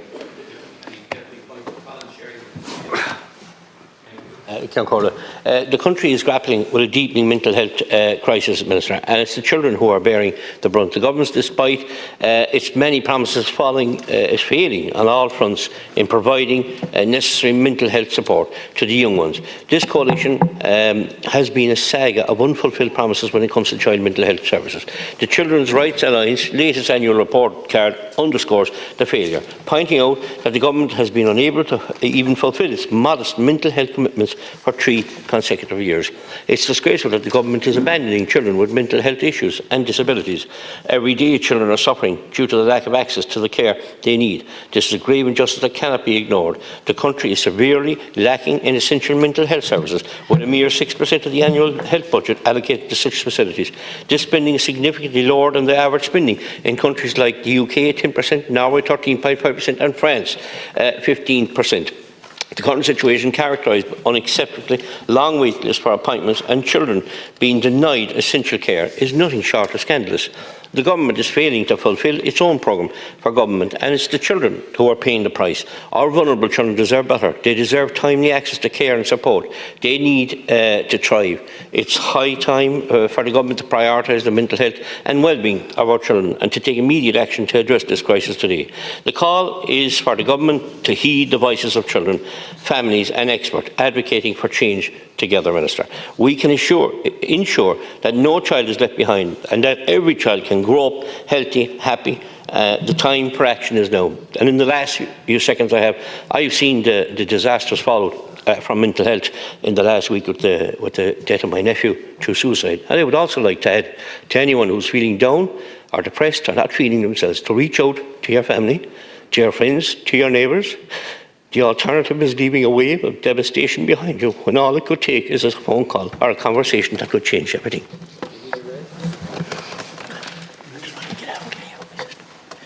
Right. I'm glad to get the opportunity. I want to thank Sinn Féin for bringing this this bill forward, because the report shows that waiting times for an appointment were between 80 and 200 days for these in some CHO areas. A 60-day wait for suicidal intent services is absolutely damning. Children who went without proper monitoring for antipsychotic medication and children who are lost between transitioning from CAMHS to adult services. Budget after budget has failed to fund CAMHS. Multi-annual budgets are needed. The morale of staff is low and they need supports. Any staff met in CAMHS are doing their best but are not being supported by government policies. And we all know now what happened in South Kerry and in North Kerry, and the way young children were left down so bad by the HSE services, and where a junior doctor was blamed for mistreating so many youngsters, some of them whose lives have been changed forever. And then we were told the junior doctor was blamed. But then we find that the same thing happened in North Kerry. And you see, where were the oversight services, Minister? And you see, I wonder what has changed since then. Because clearly these children were mistreated, they were maltreated, and they were left down. And their families, their parents and mothers watched them deteriorate in front of their eyes, pumping stuff into them with no real knowledge of what, if anything, to do for them. Yeah, thank you very much, Councillor, and I just want to thank most sincerely Sinn Féin. And it's ironic, actually, last night, and I want to say this directly to Sinn Féin. Last night I was at a meeting with a young adult who was adversely affected by the situation in South Kerry and what happened to them. And I told them that this debate was coming up here tonight, thanks to you and to your party, and that we would have an opportunity to speak. I told that young adult that I wouldn't name them, but they said they wanted to hear their case being spoken about because they wanted acknowledgement, Minister. This young adult was really adversely affected, and to this day is, and even in my discussions with this young lady last night, she's suffering and suffering greatly. And the worry that I'd honestly have, and I said it to her last night so I can say it in public, I'd be worried about her recovery, that how is it going to work, quite simply because she was poisoned, and she was poisoned at the hands of the services that she went, that her parents took her to for help and for to be cared for and to be helped, and instead she was severely harmed. And that's an awful thing to happen from an agency of the state, and it's an awful burden. And the one thing, when we're engaging with you, Minister, please, this wasn't your fault, it wasn't on your watch, there's nobody pointing any finger at you about this, but only you're there now to answer the questions. And we appreciate your work, and we appreciate the good work that has been done by some people in the HSE who are trying to now put the wrong right, but we have to make sure it's not happening all the time. Thank you, Councillor. First and foremost, I'd like to sympathise here tonight with Michael Collins and his family on the death of his nephew and his friend, a young man that left for this life due to suicide. I've had friends of mine die from suicide. I've had friends' children die from suicide. Mental health is a big problem in this country, but it's a bigger problem if they can't get the help in the years that when they need it. The most vulnerable people, that when they go out and ask for help. And for a good friend of mine that passed away from suicide, I actually met him 2 days before he died, and I didn't know. And what I'll say to the males of this country, all the men can say we're big and we're bravado. Turn around and talk to somebody. Females are way better at spreading their problems and looking for help. But males think it's not macho to do it. It is absolutely the opposite. Anyone that can ask for help, and a problem shared is a problem halved. And it doesn't mean whether you're male or female, it makes you any less of a person. It actually makes you a better person when you can do something like that. But Minister, in the place you're in, I know you're doing your best, but there's a lot more that can be done within the services to help the people that share if they shared their problem with us and then it doesn't get the help. That's where I have my big concern. So Minister, thank you. Arcade O'Shea's Wakes the Quadrant Party Sinn Féin for bringing forward this motion tonight. And I want to say to Deputy Collins that we sympathise with him and his partner Val and his own children, Eileen and Marie and young Michael, and his sister, the mother of that young man. And I know how Michael was so fond of him, and I was present for many, many phone calls with him in the last number of months, and how hard you tried, Deputy Collins, to assist. Many of us don't get that opportunity, and many of us don't, but you did. And I want to thank every side in this House who were so sympathetic last week in the Chamber here. Michael, you wouldn't be aware of it because you were tied up in your grief and your funeral, but it came from all sides of the House, the sympathy and empathy, and that was important. But it's so sad that young people who reach out, and we didn't mention men are not great, and we're not. And women are better, and they are. But women, mothers, reach out and beg and implore and beg and implore for their young children to be seen after. We had the horrible experience of having Kerry North and Kerry South. Our CAM situation in South Tipperary is just non-existent. Non-existent. And I don't know, I haven't the number, but there's countless young adults have been incarcerated in psychiatric institutions because they can't get the treatment from the CAMs. I'm not blaming you either, Minister, but someone needs to take a hold of this here. There's plenty of money being pumped into it, but it's just not getting the services. And the poor mothers, and the poor fathers, and the families, and siblings see their people self-harm, and we have had many suicidal attempts and suicides as well. And it's shocking in a system today that are supposed to be so caring and meant to be caring. And we still have St. Luke's in Clonmel, sorry, St. Michael's, St. Luke's first and in St. Michael's. We don't have them, but the system is failing these young people. And the Maher and the Clown Golair are begging and imploring that something be done. And we're raising it here day in, day out. This is a motion, and the government counter motion, I'm sure. But we need to deal with it, not talking about it. Like, these people need help, need our support. Good. Thank you, Deputy. And can I say that the whole House joins with us, Deputy Collins, in extending deepest sympathy to you in your bereavement. There isn't a member in this House or a person in this country who hasn't been touched, their hearts and their lives, by the cold hand of suicide. Deputy Thomas Prinkle, you're next, and you have 10 minutes. Good morning, and I would just like to echo the words that you're saying there to Deputy Collins. I think it's very true and very important. Minister, I'd like to thank you for the opportunity to speak on the Mental Health Amendment Bill 2023, and thanks to Deputy Ward for bringing this bill forward. I fully support this legislation and for the regulation of child and adolescent mental health services under the Mental Health Act 2001 and for the reform of CAMS as well. I'm extremely disappointed with the government's amendment, which, as other speakers have outlined as well, to delay the second reading of this bill by 9 months, which effectively basically is delaying it till after the election, basically rather than vote it down, you delay it for 9 months in this way. And I know that the government has said that they're currently drafting their own legislation to regulate community mental health services, including child and adolescent mental health services. But given the urgency of this issue, I don't think we could afford to wait. And action is needed, and needed now. The immediate reform of CAMS structures and independent regulation of CAMS by the Mental Health Commission should be given the government's top priority.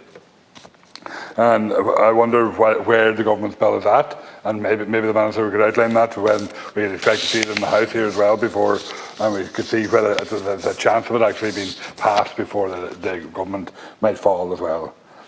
As we know, the Children's Rights Alliance published its annual report card last week, which examined the government on promises and commitments made to children in Ireland. It is absolutely unacceptable to see an E grade for the third year in a row on children's mental health. They were given such a low grade due to the unacceptable rise in waiting lists for CAMS and the continued practices of admitting children to adult psychiatric units. Despite the government's prior commitment to end the admission of children to adult psychiatric units, 12 children were admitted to adult units last year. While that is a reduction, it still is unacceptable that it's continuing on. It is a completely unacceptable practice and means that children aren't getting the necessary care they require. Figures for first-time appointments for CAMS are rising exponentially, increasing past 4,400 in 2023. This cannot be allowed to continue, and it is clear that the urgent action is needed before the crisis gets even more out of control. The state is failing children and will continue to fail even more if they don't get a handle on the crisis soon. The unacceptable postcode lottery of care also continues to exist, with certain counties receiving a far lower quality of care than others. This is particularly the case in rural counties.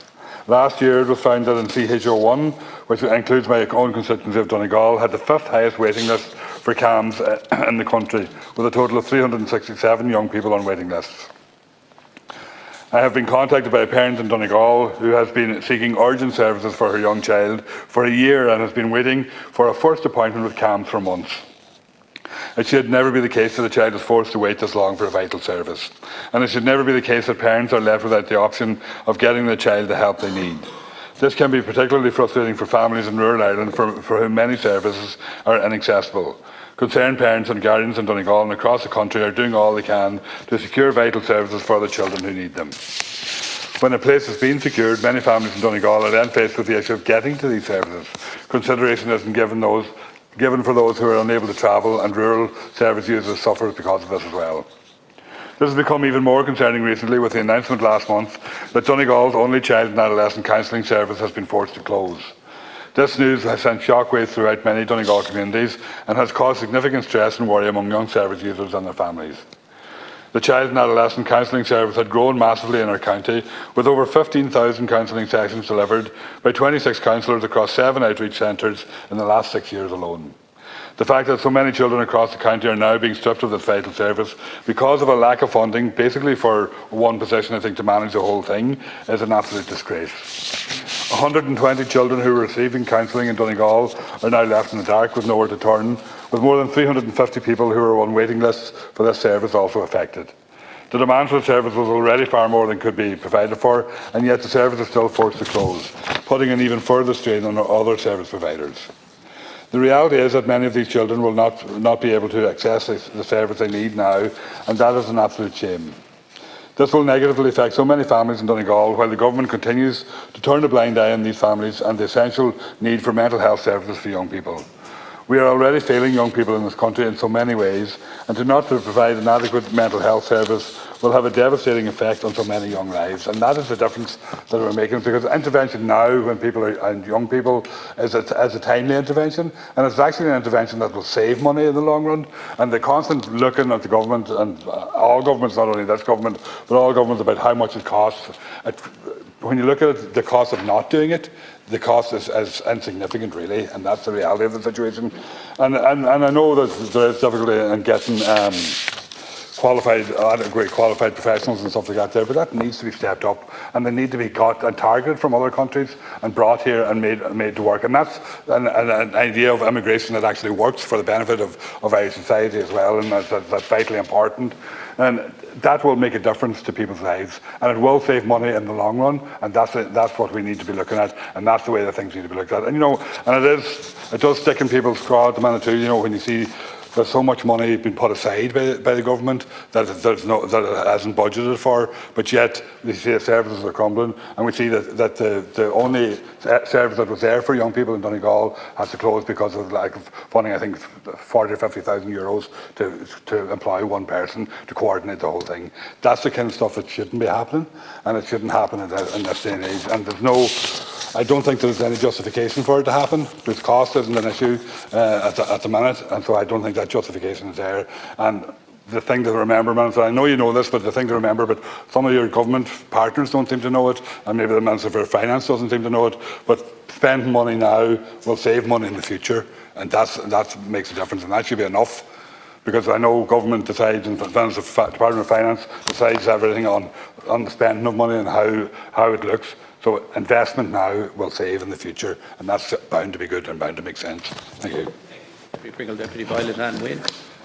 I'd like to begin by commending this excellent bill, which proposes some things that I've mentioned in this House and in committees on many occasions. I also want to acknowledge the mobilisation of families for reform of CAMS. They have done absolutely Trojan work, but Minister, their action is a direct result of inaction. I know we say this quite often in the House, but this inaction has caused major hurt. I was shocked and appalled, and actually, Minister, I'll be honest, I was sick to my stomach last year when it was revealed that 140 cases had just slipped through the cracks in CAMHS Midwest, and that is exactly what can happen when you have no external oversight, teams that are stretched beyond the point of break-in and accommodation that is not fit for purpose. Then what we saw unfold was an exodus of staff from CAMHS. We lost some passionate and hard-working staff as an internal survey pointed to their own mental health being affected. I've already spoken about these issues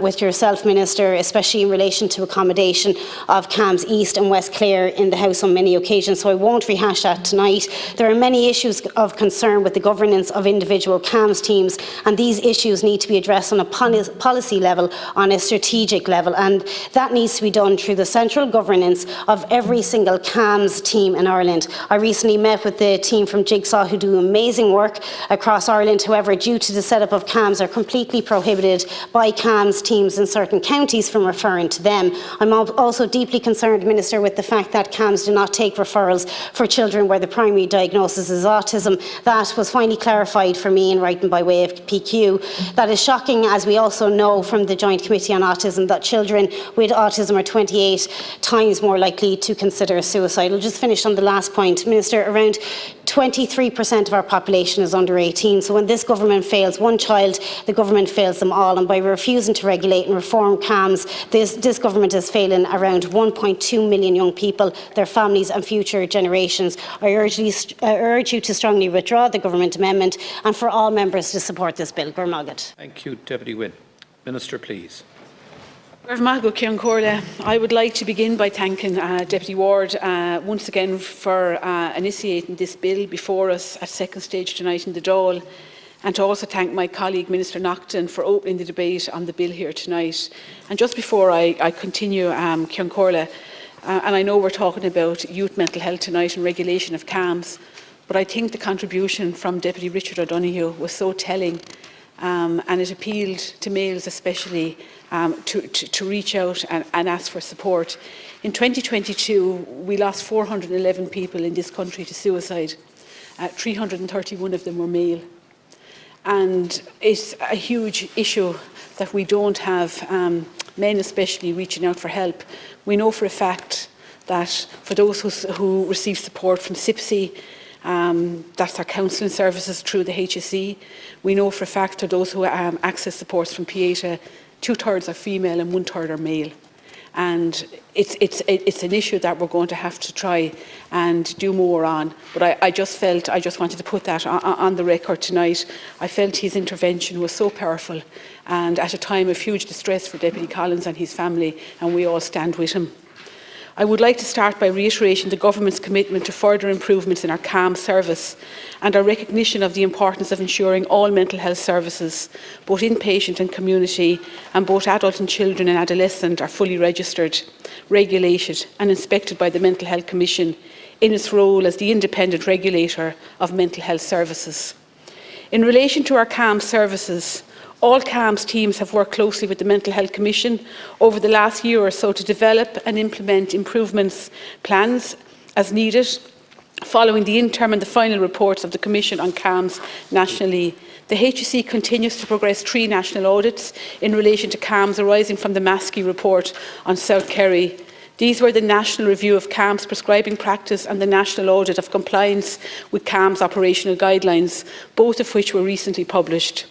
Both published reports are being given full and proper consideration by me, the Department of Health and the HSE. In addition, a review of service user experiences is currently being undertaken by UCC.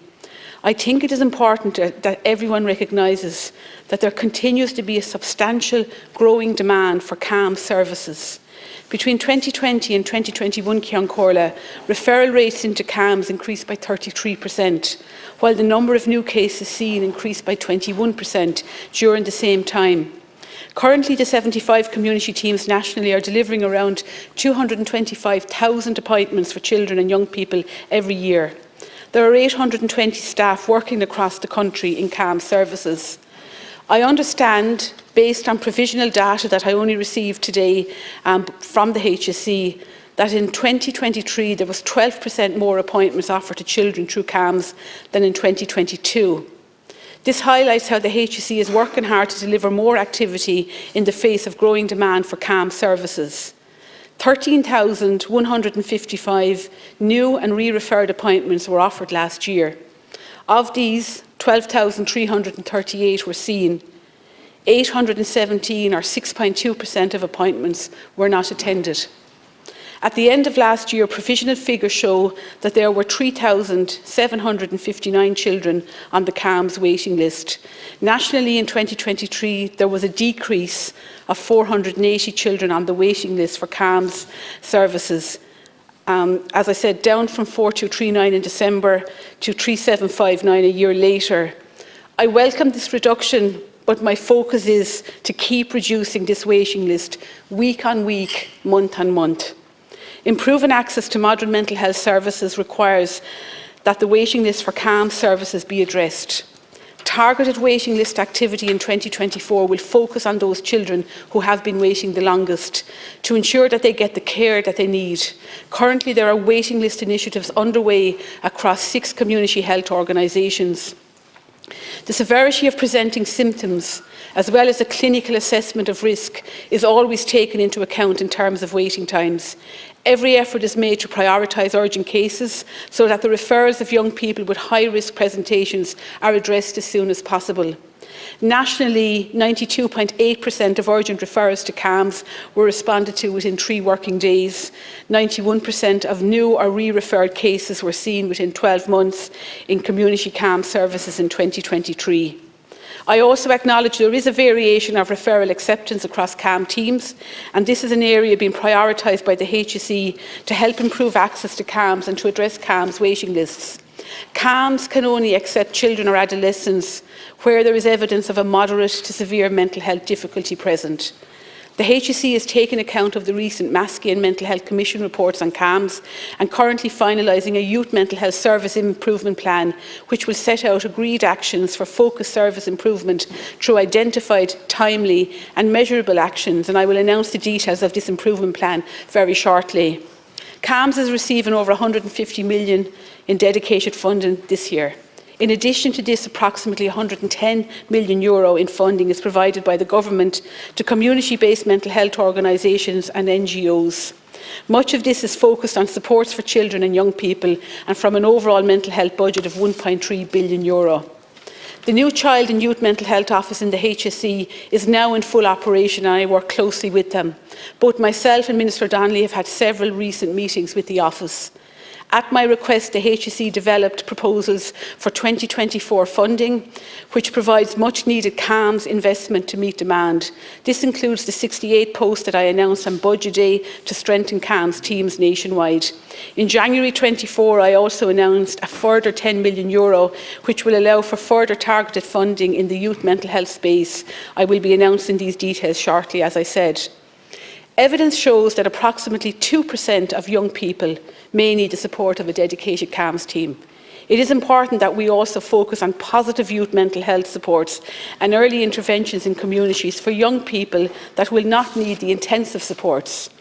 I'm particularly focused on the further development and delivery of the no wrong door approach to ensure that these children who may require various services receive the care that they need in the most appropriate setting, regardless of the complexity of need or source or referral.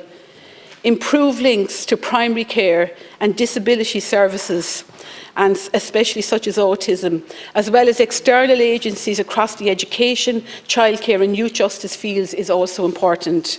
I welcome the focus on youth mental health here tonight. In relation to the provisions of the bill before us this evening, my reason for seeking this timed amendment is twofold. Firstly, I believe that the way the bill is written will not provide for the regulation of community CAMS. Secondly, I will introduce a mental health bill in the summer Dáil session, which will comprehensively update and overhaul our current mental health legislation. I appreciate that the Deputy's intention with this bill is to grant additional regulatory functions to the Commission. However, it is my opinion that the intent of the Deputy's bill is not what the text of the bill reflects. I have been working closely with my officials in the Department of Health in relation to the new government mental health bill over several years. It is important that this complex, this lengthy piece of legislation accurately reflects and supports the delivery of person-centred, modern mental health care which supports the rights of each individual and puts the service user front and centre. It is important to me that all voices are reflected in the forthcoming government legislation, those using the service and those delivering the service. We continue to invest heavily in and to develop our youth and child mental health services. This is why it is unhelpful to characterise the provision of mental health services in a persistently negative light. It impacts on staff wanting to work in the area and take pride in the valuable work they do. It suggests to parents that services are not available and risks vulnerable people not coming forward to access services that they need. I would like to take this opportunity to thank all those that work in mental health services, whether public, private or voluntary. The Government Mental Health Bill is in its final stages of drafting and will move to publication in the summer term, which starts in April. I look forward to bringing the bill before the House, Ceann Comhairle, and I look forward to engaging with colleagues in relation to the bill and receiving the support of the Oireachtas. Gorv Mahagut. Now we go to Deputy Morris Quinlivan, sharing with Deputy Crowe, Deputy Gould and finishing up Deputy Mark Ward. Thanks very much, Ceann Comhairle. Minister, there's nobody in this House believes that we'll be sitting here in 9 months' time that this stall will be gone. So you are actually not just stopping this bill, you're not just delaying this bill, you're torpedoing this bill, which is very unfortunate.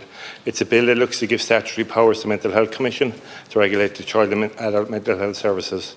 It will allow for the implementation of the Mental Health Commission recommendation and for the Mental Health Commission to monitor the implementation of these recommendations. It's an important bill and one that we feel obliged to submit as if we were to wait for your government, the necessary changes would not come about. Reform of the Mental Health Act is in the programme for government, but 4 years later, little or no action has been taken. Children deserve better. They deserve better than to be waiting for treatment. They deserve better than the postcode lottery as to when they will be seen.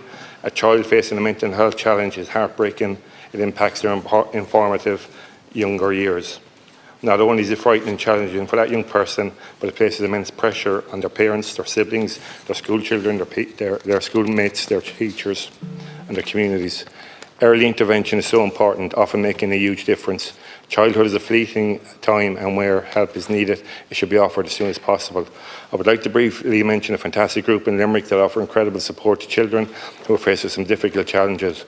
I'm referring to the Bedford Road project in Limerick, who I met yesterday. They're currently battling to secure funding and to maintain themselves to the future. After a quarter of a century, their 25th anniversary, they're facing closure. They have provided coping skills to children and their parents. They are some of the unsung heroes of children's mental health services. CAM's waiting lists have increased under this government. They're at 3,891. 196 of those are in my own CHO area. This is an emergency and isn't being treated as such. We've seen from recent reports, in particular the Maskey report, there are significant problems with CAMs. Far too long in the state, mental health issues have been treated as a poor relation of the health services family. Proposed changes in supports never seem to arise. In Limerick, we've been waiting for the rollout of a trial 24/7 mental health de-escalation unit. Every time I seek updates, I'm told it is on the cusp of being launched, but we haven't seen it delivered. If the government were serious about mental health protection, and the unit would have been up and running already. Those children on mental health waiting lists are waiting long enough for you. Your tired approach to mental health needs to change, Go Margaret.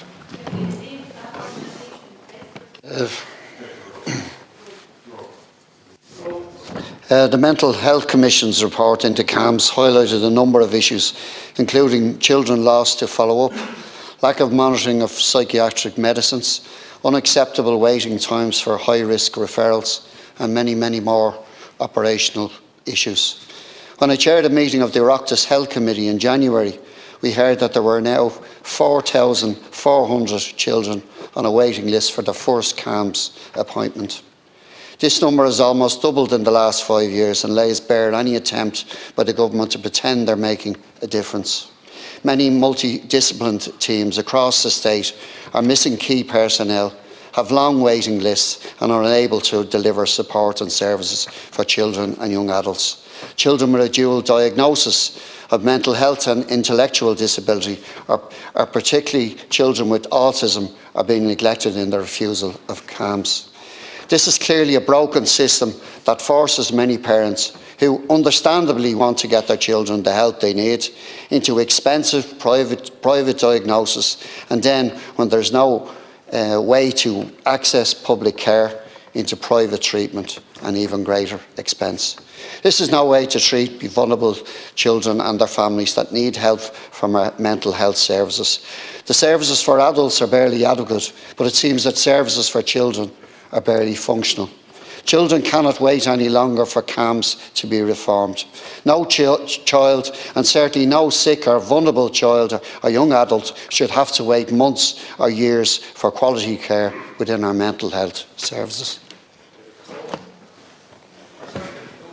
Minister, figures released to Sinn Féin show a shocking 158% increase in CAMHS waiting list in CHO4 from July 2020 to August 2023. 348 of these children have waited over 12 months for an appointment. This is completely unacceptable. Last year I was contacted by a lady whose daughter was in severe distress. She had to bring her to A&E for help. CAMHS arranged an appointment but needed a report from the A&E or the appointment would be cancelled. The woman was out of her mind with stress and worry. I had to contact the hospital and we did get the report, but it just shows you how the system has completely collapsed. Like, people do not seek mental health support for their children. Parents don't do that unless it's really serious. And Minister, like, the consequences of COVID on everyone, but especially on children, and especially on vulnerable children who need support from CAMHS. And I tell you now, Minister, this government, you've abandoned our children. You've abandoned our children. These children who are just 348 of them in Cork and Kerry waiting over a year. And Minister, the former Minister, Simon Harris, said that we need to see continued reductions in the number of children waiting for CAMHS and the length of time is reduced, right? On the Féin and Féin again, all we've seen is children waiting longer. And these children, Minister, are begging for your help, for our help, and they need to get it. Thanks, Count Corder. Minister, the government's response to the text, in relation to the text of this bill, is just smoke and mirrors. And I know that, you know that, and people listening know that. If the government is not happy with any aspects of this bill, send it into the committee and do pre-legislative scrutiny. That's what pre-legislative scrutiny is there for. If you weren't happy with the bill, why didn't you simply vote it down? It's still going to be the same bill in 9 months' time. So what you're doing is contradicting yourself, Minister, which I'm not surprised of. All opposition were in favour of this bill and in favour of this bill to progress now and not kick it down the road in 9 months' time. So, Minister, we need to stop this nonsense. I want to acknowledge the families here again tonight who stayed for 2 hours of this debate, and I'm sure they are pulling their hair out with frustration. It just shows how much this really means to them and how much it means to them and their families, but most of all what it means to their children. Minister, their children simply deserve better than what has been going on in the Houses of Parliament tonight. Minister, I don't think there's a bigger crime in this world than denying a child the opportunity, every opportunity to reach their full potential. But I think that is exactly what the government is doing tonight by delaying this bill. I want to address some of the responses that you said in relation to the bill. You mentioned the reduction in waiting times, and any reduction in waiting times is welcome. But I want to bring to your attention the latest figures that I have. When the government was formed in 2020, we had 2,115 children waiting on a first-time assessment with CAMHS. This now stands at 3,891. So that's an increase of 1,800 under your watch. 656 of these children currently are waiting for over a year, Minister. So how can you stand over this? Your response in relation to the budgets, like if you didn't know better, you think everything was rosy in the garden. But quite the contrary, mental health, the overall budget allocated to mental health has fallen under this government, and the percentage of has fallen under this government. You mentioned an increase in 68 roles in CAMHS versus this time last year. Again, any increase is welcome. But will this increase open the 20 CAMHS beds that are currently closed under this government's watch? Will this increase fully staffed CAMHS ID teams? Will this increase stop children falling through the cracks when they reach the age of 18? You also mentioned the new roles in relation to youth mental health, but that's not what you asked for originally, Minister. You asked for, and I supported you in your call, for a National Clinical Director for Mental Health. but you failed to deliver on this. You mentioned that there's been an increased referral in the CAMS, but you failed to mention the reasons why. If our young people are getting the early intervention at the earliest possibility, they are less likely then to need the more acute services of CAMS as they get older. And I'm talking about in relation to the 16,000 young people who are currently waiting for primary care psychology. We've waiting lists in Jigsaw. In some parts of Jigsaw are doing really well, but that postcode lottery of care exists in other parts of Jigsaw where children aren't getting the appointment that they need. Minister, when I bring forward this legislation, I was talking to parents outside, I don't want to bring people's hopes up just to have them dashed. That's not what I'm here for. My job is to bring forward good, proper legislation.